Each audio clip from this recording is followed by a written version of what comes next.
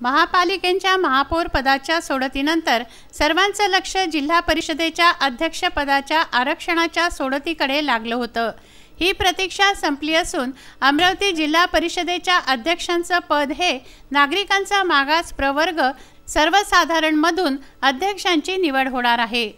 अमरावती जिल्हा परिषदेचे अध्यक्ष नितीन गोंडाणे व उपाध्यक्ष दत्ता ढोमणे यांचा कार्यकाल समाप्त झाला आहे।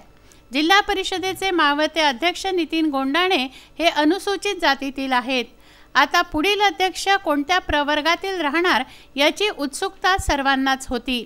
ती उत्सुकता आता शमली असून अमरावती जिल्हा परिषदेचं अध्यक्षपद नागरिकांच्या मागास प्रवर्ग सर्वसाधारण मधील राहणार आहे। या पदावर कोणाची वर्णी लागते याकडे सर्वांचं लक्ष लागलंय। सत्ता स्थापनेसाठी सत्ताधीश व विरोधक यांच्या हालचालींना वेग आलाय।